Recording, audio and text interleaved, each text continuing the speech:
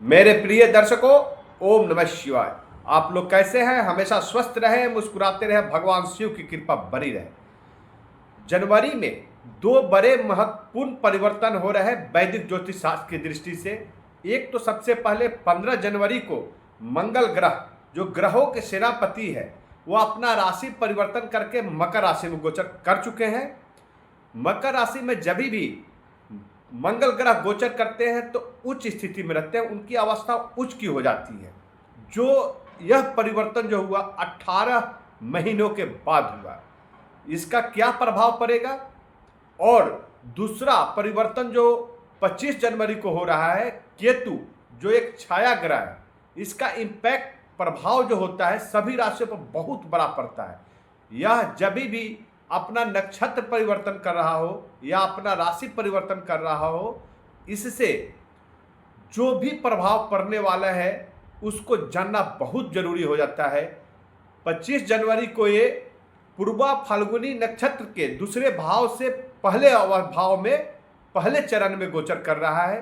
तो इन दोनों बड़े ग्रहों का परिवर्तन होने से तुला राशि के जीवन में क्या क्या परिवर्तन होने वाले हैं, वैदिक ज्योतिष शास्त्र के दृष्टि से हम इसको समझेंगे। तुला राशि का समय बहुत ही बेहतरीन चल रहा है, और जब अच्छा समय हो तो और मेहनत करने की जरूरत हो जाती है, क्योंकि इसमें आपको जब सफलता मिलता है तो आलस हो जाता है, और आलस जो है मनुष्य का सबसे बड़ा दुश्मन होता है। संस्कृत का एक श्लोक है, आलस्यम ही मनुष्याणाम शरीरस्थो महान रिपु नास्त युद्धम समो बंधु कृत्वा वो न सिद्धति। अर्थात आलस्य ही जो हो मनुष्य का सबसे बड़ा शत्रु होता है। आप अपने आप को विजय प्राप्त करना है तो आलस को त्याग दे, और सहारा किसका ले? उद्यम का, परिश्रम का। और तुला राशि के साथ भाग का सहयोग भरपूर मिल रहा है। उनके स्वामी ग्रह शुक्र जो है तुला राशि को धनवान बनाने के लिए अपना सर्वस्व लगा दिए हुए हैं। तो दूसरी तरफ मंगल राशि का जो यह परिवर्तन हो रहा है वो तुला राशि वालों के लिए बहुत ही शुभ है। कैसे, इसको समझते हैं। मंगल ग्रह का जो गोचर है तुला राशि वालों के लिए वो चतुर्थ भाव में, और मंगल यहाँ पर उच्च स्थिति का है। तो यहाँ पर मंगल जब भी उच्च स्थिति के होते हैं मकर राशि में और चतुर्थ भाव में हो तो बहुत बड़ी खरीदारी कराते हैं।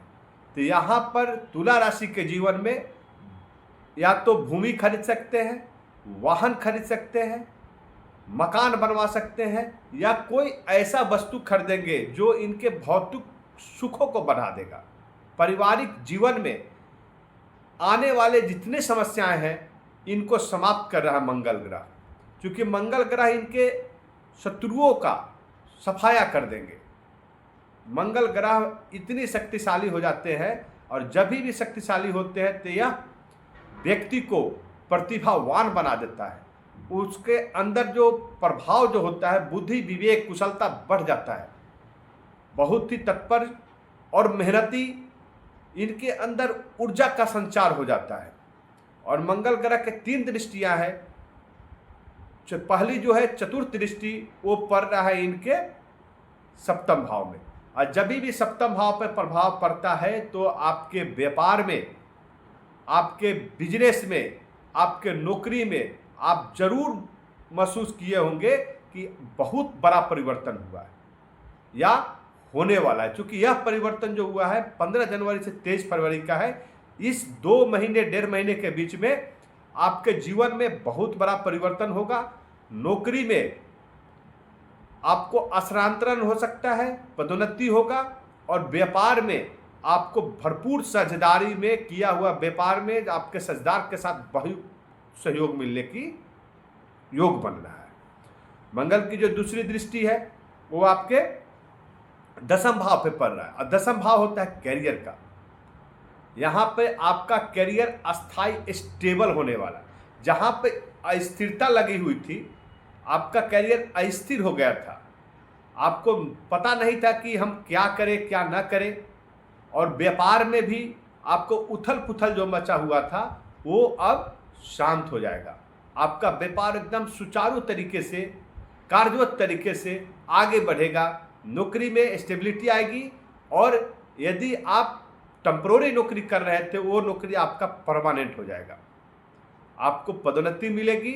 साथ ही साथ पिता का यहाँ पर सहयोग आपको प्राप्त हो रहा है। उनके सेहत का ख्याल रखें आप, क्योंकि जब मंगल ग्रह जब ऊर्जा आपके अंदर भर देते हैं, आपके अंदर जो तीव्रता आ जाती है, उससे आप क्या करते हैं कि आपका जो दैनिक कार्य और नौकरी, जहाँ पे आप बिजनेस कर रहे हैं या नौकरी कर रहे हैं, उनके बीच आपका दैनिक जीवन और उसके बीच सामंजस्य बैठाने की जरूरत है। नहीं तो यहाँ पे जल्दीबाजी में किया हुआ कार्य आपको नुकसान पहुँचा सकता है। और मंगल की जो तीसरी दृष्टि है, 8वीं दृष्टि कहते हैं, और ये विशेष दृष्टि है, क्योंकि यह दृष्टि किसी भी ग्रह को नहीं, ये सेनापति को ही मिला हुआ है जो मंगल ग्रह है, और यह पढ़ रहा है आपके एकादश भाव में। एकादश भाव में केतु है, जो मैं पहले बताया कि वो छाया ग्रह है, और केतु आपके एकादश घर में है, और वो अपना नक्षत्र परिवर्तन किया है। तो यहाँ पर मंगल की दृष्टि पड़ रही है, लेकिन ये स्वामित्व जो है आपके मंगल के अनुरूप है। केतु ग्रह एक तो मायावी है, छलिया है, आपको मति भ्रम क्रिएट करता है, साथ ही साथ ये अपने कार्यों के प्रति आपको अनिश्चितता लाता है, आपको दूर करता है, अपने गोल से आपको दूर करने की कोशिश करेगा। लेकिन ये पूर्वा फाल्गुनी नक्षत्र के प्रथम चरण में गोचर होने से इसका शुभ फल प्राप्त होने का योग बन रहा है। साथ साथ मंगल की दृष्टि पड़ रही है, और जब मंगल की दृष्टि हो, जब हनुमान जी आपके साथ है, जो कलयुग का काल बन के खड़े रहते हैं, कलयुग में यदि आपको विजय प्राप्त करना है तो आपको मैं वीडियो क्लास में उपाय बताऊंगा कि आपको क्या करना होगा। तो यहाँ पर केतु को अंकुश लगाने वाले हैं मंगल ग्रह, और आपके जो आय का बहुत बड़े बड़े स्रोत आपको यहाँ पर जनरेट होंगे, और जनरेट ही नहीं होंगे, यदि आप कहीं इन्वेस्टमेंट कर रहे हैं तो आपको लाभ प्राप्त होगा। यदि कोई इन्वेस्टमेंट पहले से किए हुए हैं तो उसमें आपको विशेष लाभ मिल रहा है, अचानक उसमें लाभ प्राप्त होने का योग बन रहा है। साथ ही साथ मंगल स्वामित्व वाले जो राशि है वो आपके दूसरे घर में है, और उस दूसरा घर होता है 10 आपके धन का। यहाँ पर आय बढ़ने से, आय के स्रोत बढ़ जाने से आपके पास लाभ होगा, लाभ होने से धन रुकने वाला है। यहाँ धन रुकता कब है? तो जब आय बढ़ जाए और व्यय कम हो जाए, खर्च कम हो जाए। तो यहाँ पे दोनों हो रहा है आपके साथ। एक तरफ तो मंगल और केतु का जो शुभ प्रभाव है वो आपके आय को बढ़ा रहा है, साथ ही साथ जो खर्च है, व्यय है, हानि है, नुकसान है, उसको आपको कंट्रोल कर रहा है। तो यहाँ पे दोनों आपके लिए बहुत ही बेहतरीन समय आया है। यदि कोई नया बिजनेस करना चाह रहे हैं तो यह समय जो है 15 जनवरी से 23 फरवरी के बीच का जो समय है आप जरूर शुरू करें। 25 जनवरी के बाद तो सर्वोत्तम समय आ जाएगा। उसके बाद यह प्रभाव आपके लिए 1.5 महीने के लिए नहीं होगा, यह प्रभाव पूरे 1.5 साल के लिए होने वाला है, क्योंकि यह मंगल का गोचर 1.5 साल बाद फिर होगा। तब तक इसका प्रभाव आपके जीवन में रहेगा। ये वैदिक ज्योतिष शास्त्र से जो मैं प्रेडिक्शंस बता रहा हूँ, ये आप एक एक चीज़ नोट कर ले। दूसरी बात क्या है, तो यहाँ पर आपके स्वास्थ्य को ध्यान रखने की जरूरत है। यदि कोई समस्या आपका हाइपरटेंशन का है, लीवर की समस्या है, आपको डायबिटिक प्रॉब्लम चल रहा हो, तो यदि कोई क्रोनिक डिजीज है तो उसका चेकअप कराते रहे।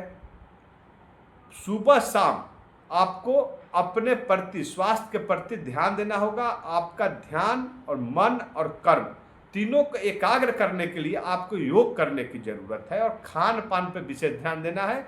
माता का स्वास्थ्य और पिता के स्वास्थ्य, दोनों के स्वास्थ्य का ख्याल रखें, उनका आशीर्वाद आपके साथ है। यदि ऐसा करते हैं तो आपके जीवन में बहुत बड़ी तरक्की होगी। साथ ही साथ मैं वह उपाय बता दूं जिसे करने से आपका आगे का 1.5 साल बहुत ही बेहतरीन होने वाला है। तो क्या करना है, तो मैं पहले ही बताया कि कलयुग का काल जो है, यानी कलयुग का जो दुष्प्रभाव है उसको कंट्रोल करते हैं हनुमान जी। और यहाँ पे मंगल ग्रह उच्च स्थिति में है, तो यहाँ पर आपको प्रत्येक मंगलवार को हनुमान जी का पूजा आराधना जरूर करें। इसके लिए क्या करना है, तो हो सके तो मंदिर जाए, मंदिर नहीं जा सकते तो घर पे ही हनुमान जी की मूर्ति के सामने आप लाल वस्त्र धारण करें और कम से कम 11 बार हनुमान चालीसा या सुंदरकांड का पाठ करें। यदि प्रत्येक मंगलवार को ऐसा करते हैं तो आपका जीवन बहुत ही बेहतरीन रहने वाला है। ओम नमः शिवाय।